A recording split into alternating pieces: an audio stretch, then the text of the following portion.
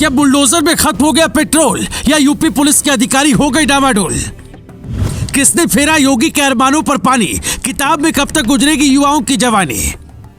इस बार का एक्शन तगड़ा होगा, जो आपने सोचा भी नहीं होगा उससे भी बड़ा होगा। युवा सड़कों पर आंदोलन कर रहे हैं। राहुल और अखिलेश की पार्टी के नेता इतने भावनात्मक मुद्दे पर भी सियासत कर रहे हैं और योगी चुपचाप सब बैठकर देख रहे हैं।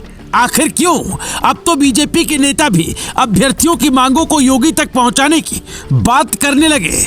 महोबा में जब युवाओं की भीड़ विधायक जी से मिलने की मांग पर अड़ गई तो बीजेपी विधायक ने आकर यह आश्वासन दिया कि हम सीएम योगी से खुद बात करेंगे।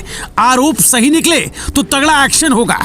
लेकिन उससे पहले प्रदेश का हर युवा आज ये पूछ रहा है कि क्या बुलडोजर में पेट्रोल खत्म हो गया है या इंजन स्टार्ट ही नहीं हो रहा है? जिस यूपी से बड़े बड़े माफिया भाग गए, उस यूपी से नकल माफिया क्यों नहीं भाग पा रहे हैं?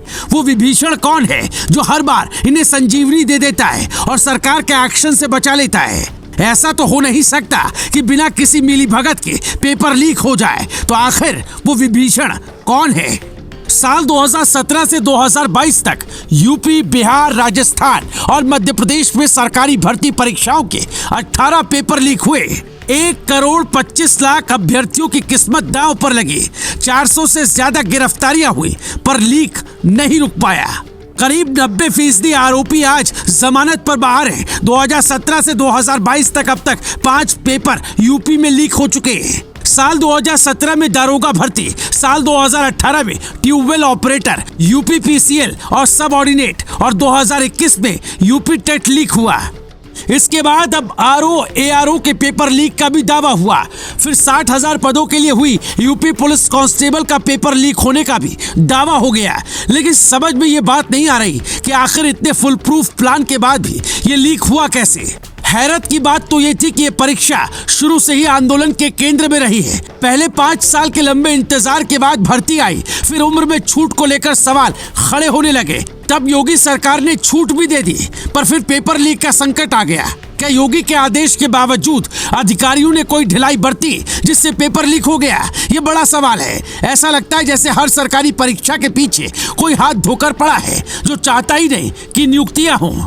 वरना खुद सोचिए, घर में गैस लीक होता है तो लीकेज रोकने के लिए पाइप बदल देते। जिले की कानून व्यवस्था बिगड़ती है तो फिर डीएम एसपी बदल दिए जाते। फिर सरकारें बोर्ड के अधिकारियों को क्यों नहीं बदल देती? कई जगहों पर ऐसा भी करके देखा गया, पर फिर भी नकल नहीं रुकी। आखिर में मोदी सरकार लोकसभा में कानून लेकर आई जिसका नाम है लोक परीक्षा अनुचित साधनों का निवारण बिल, जिसके तहत प्रतियोगी परीक्षाओं का पेपर लीक करने वाले को 3 से 5 साल की सजा हो सकती है। 10 लाख का जुर्माना भी लगाया जा सकता है। अगर किसी संस्थान की मिलीभगत मिली तो उससे परीक्षा का पूरा खर्च वसूला जाएगा। डायरेक्टर मैनेजमेंट दोषी मिले तो उन्हें भी जेल होगी और उन पर 1 करोड़ का जुर्माना लगेगा।